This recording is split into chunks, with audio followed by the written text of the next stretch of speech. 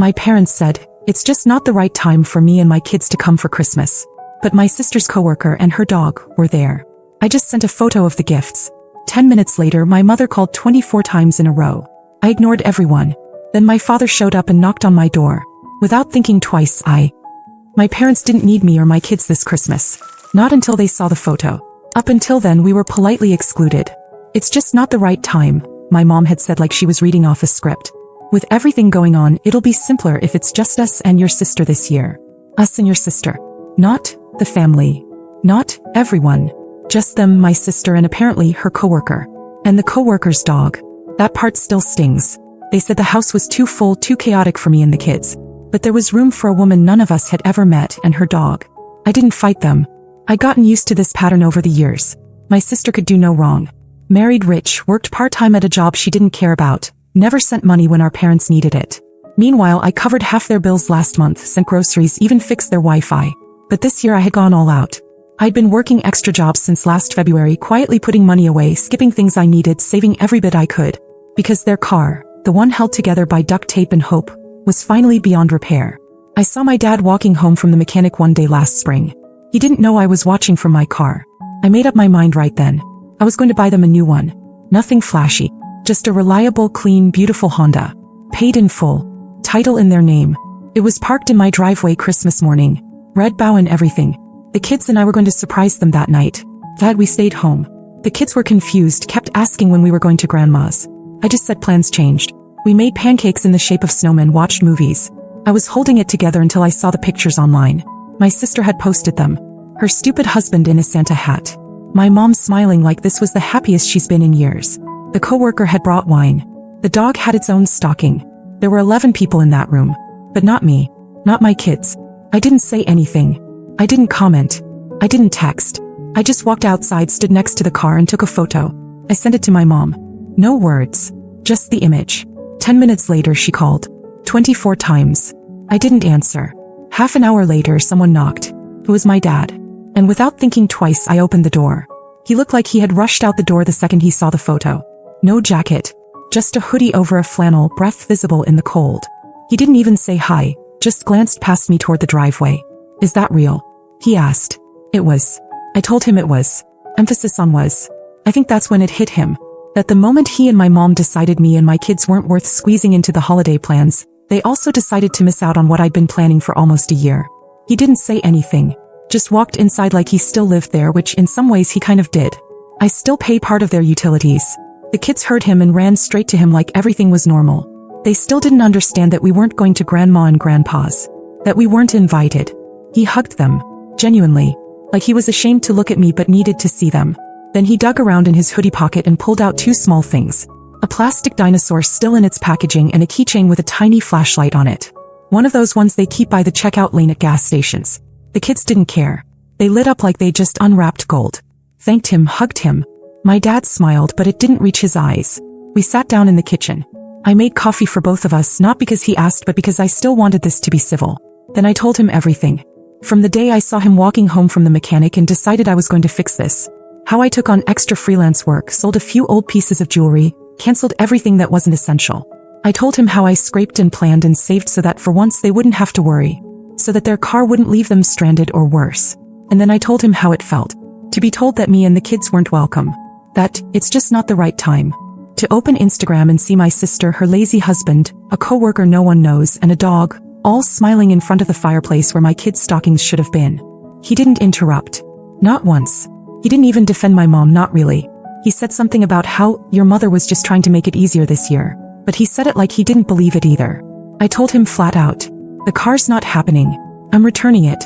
Even if it costs me. The dealership already said I'd have to pay a 7% restocking fee, which is a few grand I won't get back. But at least I won't feel like a sucker. He stared at his coffee, then back at me and said nothing.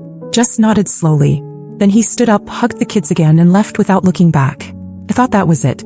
But about 2 hours later my phone started going off. A text from Aunt Lisa. Then one from my cousin in Florida. Then two from my mom's next-door neighbor, of all people. Apparently my mom had already started telling people I bought a car just to dangle it in front of them and take it away. That I was being spiteful. That I was punishing them. That I was ruining Christmas for everyone. By nightfall I had 15 missed calls and more texts than I could count. My favorite was the one that just said, "I heard what you did." Well, the only person who hadn't said a word? My sister. Which was almost impressive, considering she usually can't keep her mouth shut about anything. Either she was avoiding it or she was saving up for something worse. New Year's was coming and the silence from her felt like a warning shot. New Year's Eve came with snow, silence, and a thick tension that didn't move even with the fireworks.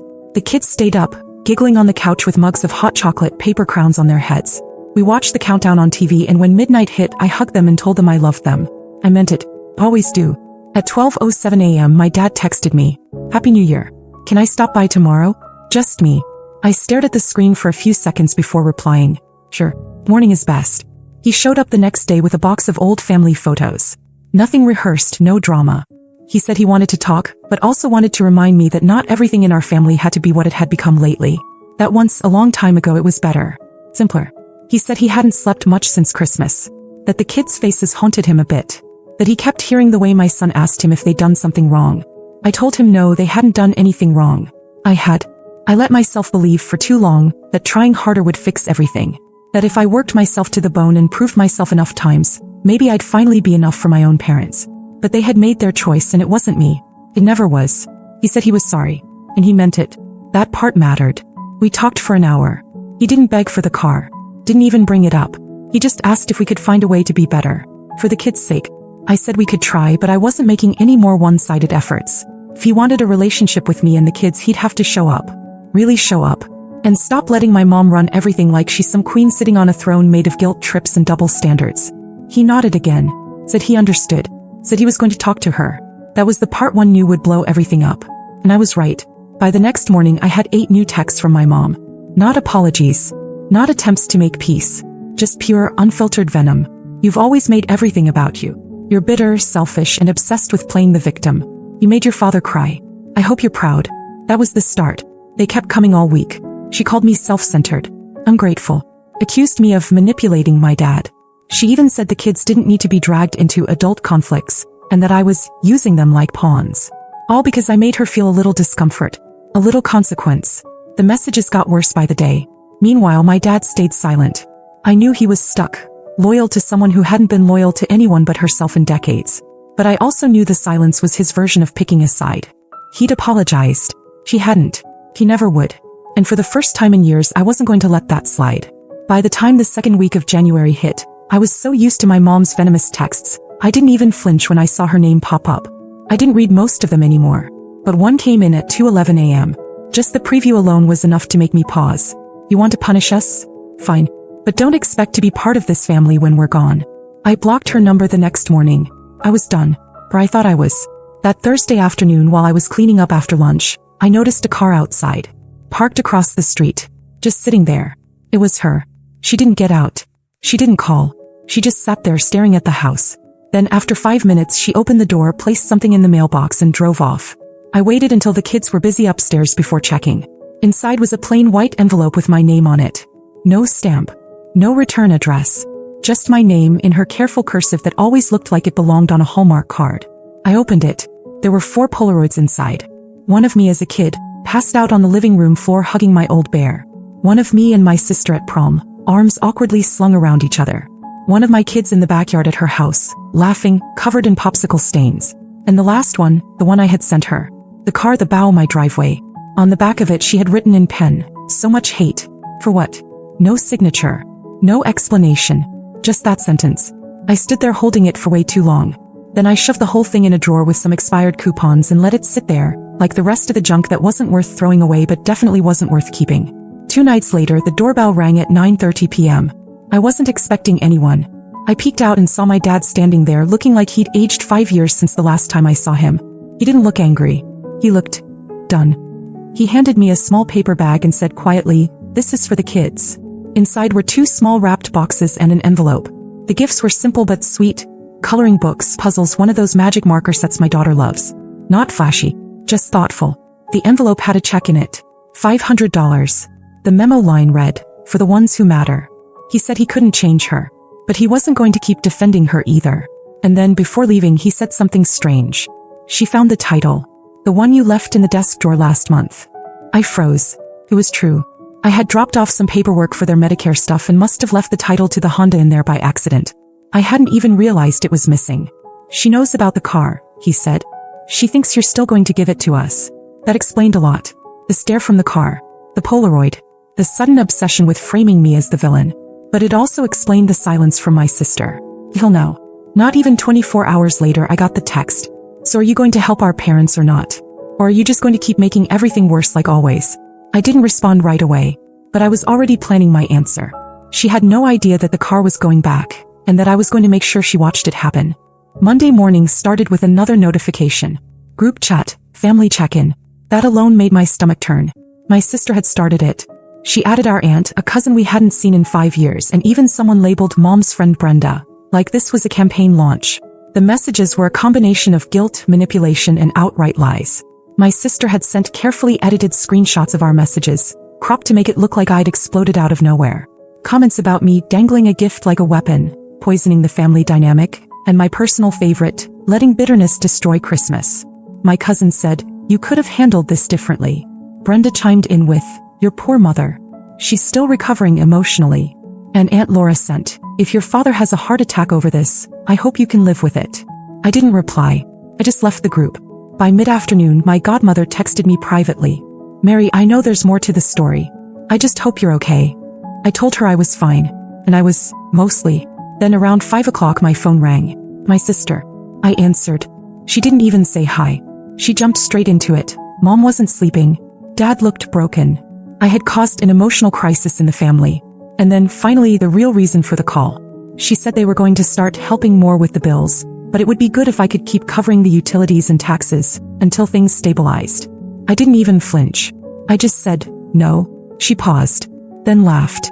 She actually laughed. "Oh, come on. You're still mad? You really think this makes you look strong?" I told her I wasn't trying to look strong. I was just done. Done pretending like we were some kind of balanced family. Done pretending like everything wasn't always tilted in her favor. He tried a new tactic, said I was being petty, that I was going to regret this, that I was making things harder than they need to be. I let her talk, and then I hit her with it. "You want my help? Sure. Here's some advice. Get lost." Silence. Then I continued. "You want me to keep supporting the same people who excluded me and my kids so they could invite your coworker's dog? The same parents who let you skate by for years while I paid the bills, made the calls, did the heavy lifting? I gave more than anyone. And now you're mad because I stopped." She started to talk over me. I didn't let her. You know what hurts the most? I saved for a year. I skipped dinners, birthdays, even canceled a trip with the kids to make sure I could afford that car. Because I thought it would matter. Not to impress anyone, just to show them I cared. And they threw it back in my face. I paused. I could hear her breathing, but she had nothing to say now. "So no, I'm not helping you. I'm not helping Mom. I'm not giving anything else to people who only notice me when I stop giving. This isn't revenge. It's freedom." And then I hung up.